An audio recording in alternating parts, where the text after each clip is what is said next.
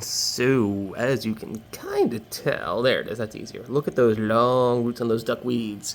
So I got these from the outside tank that not too long ago I did a short on. And as y'all noticed with that, there was a lot of rain and it rained some more. I brought most of the duckweed to my workplace, which is another little short showing just the duckweed floating around.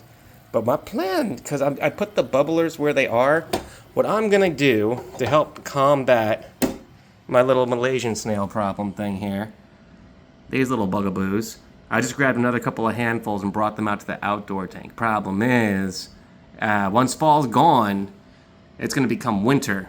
And once winter rolls in, that's when the ice starts freezing and stuff. I have to drain most of the water in the tank and so on, and find a spot where I can try and keep the water from freezing.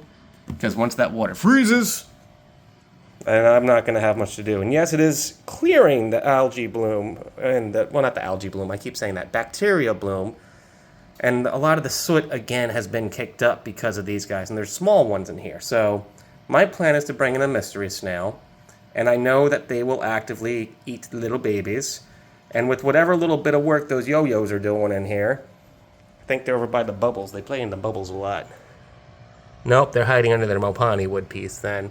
And that's a little bit harder to see because of the murk, but that is all right. The animals are still super healthy and they still enjoy this kind of thing. The plants are doing good. The hornwort, not the hornwort, oh my gosh, the anacharis. I do that all the time because hornwort and anacharis have the same idea where they're long, stretchy pieces of plant that I think kind of grow in a similar fashion, but hornwort's more pine needles. These are just narrow leaf anacharis. But they got scattered throughout the tank and stuff, and some of them kind of got stuck behind Mopani wood pieces, some of them got eaten up by these dudes, but they're in different parts of the tank, and that's why I introduced this. So my starting of this video, my plan, sup guppy buddy?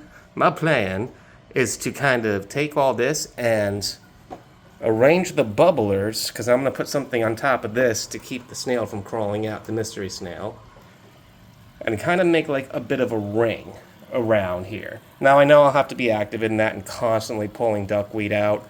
I might even have to buy a plastic ring or something of that nature that would make this sort of deal easier. But that will be the plan, is to use this duckweed that is growing these extra long roots to help soak up some of this extra soot and stuff. Because some of this is dirt, you can kind of see, the dirt floating around. It's because those snails are kicking all of it up and stuff and moving around, even though I have moss and stuff. It's just, and with the lighting too, it's daytime, so I'm doing a very specific lighting. But if I hold this still, you can see the debris just floating around. However, this is what natural waters do kind of have. Low, slow streams and rivers will look a lot like this. Now, when the bottom is calm and not being torn up, that is when it'll calm down and get easier to see again. But a lot of this is not as much the bad of the bacterial bloom. I do have a slight one. It's nearing its end. Also, we need to clean the outside glass. So that's always fun. But this is a natural way that body of water can look out in the wild. Kind of a deal. But the animals that I do have like this, I do not keep anything like cichlid or tetras that are used to cleaner waters than this. I have just a couple guppies left, one male, and my special little female guppy that has the bent spine that I got from PetSmart about a couple of years ago, actually. She had babies. She survived the ick that got into the tank. She's a little champ. She's often just hanging around and hiding, though. I think because of that curved spine, she takes it so much easier that she do better. But she's been around. I saw her eating her food this morning, so I know she's okay. The plants are doing good as well. I did notice there's a slight iron deficiency, so I did add some Sea Chem product, specifically the Flourish is what it's called, to kind of help that. So I'm going back in that cycle. I'm always careful, though, because if you put too much of that stuff, I have ghost shrimp in here. And that's another reason why I'm not afraid of this water looking like that, because a lot of your crustacean friends are going to want that murkiness so they can feel safe and hidden. And there's one right there. They are actually all over the place. It's just hard to see them easy. How you, dude? What you doing? Crawling around for some eats, I see. He's trying to get some food. I fed them not too long ago. There's plenty of food laying around. He's just getting some of the extra stuff. And I know it's most likely he, just because of the size and how narrow. Males will be smaller with a more narrow abdomen. And then females will be larger with a nice wide abdomen. And usually a female will have eggs kicking around in there. I'm looking around outside of where my phone's focusing on, trying to find anything. A lot of them have finished eating and they've kind of like rested in spots all around the place. They will hide inside the moss. They're under mopani wood pieces. They're inside of rock crevices. I have a couple things like that all around in here. Yeah, there's a lot of motion in that, and that's all that motion I'm telling you about. If you look at the bottom, those things are all over the place, and it's gotten crazy. I'm gotten to the point where I'm doing 2 scoopfuls every day. This is what it looks like when you're not careful, and you bring something in on some plant, and you have a very soft soil with not really many rooted plants. I did have a lot of rooted plants at one point, actually. I did have a good number, and they were dying off real bad all of a sudden, and I was wondering why.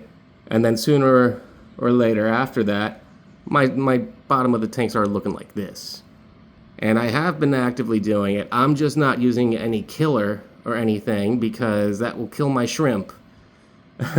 It affects all invertebrates. It's safe for fish, a lot of these snail removal items and things, but it will mess with my crustaceans. And I've been having, this has been a shrimp colony that I have been having since like 2 or 3 years now, man. Obviously, the original ones are probably passed away being old. But, I mean, these guys are I would say, grandchildren or great-grandchildren of some of those shrimp that I first brought in. And they're pretty cool. I like ghost shrimp a lot, even though they're cheap and good for feeders and stuff, so a lot of people don't think much about them. But they're cool guys. And what was going to be what I thought was a short wound up being a whole stinking 7-something minute video about the tank. Alright, well, I hope you did enjoy that then. That went way longer than I thought. That Anacharis is starting to sprout good. Yeah, things are getting better with the tank. Levels went crazy, and that just shows. Gotta watch out for the snails. If you have a soft substrate that's loose and easy to dig through, be very careful what plants you bring in, man, because it will start like this. I do have other ways I'm trying to do it naturally and calmly, but those kind of methods are slow, and it takes patience. But I'd much rather do that than genocide, or snailicide at this point. All right, guys. Well, hey. Hi, buddy. Cat photo bomb. All right, well, that's it for today, guys. Well, not for today, for this video. Actually, because I started off so early and got a lot of stuff done already for today, expect some more videos. Peace out.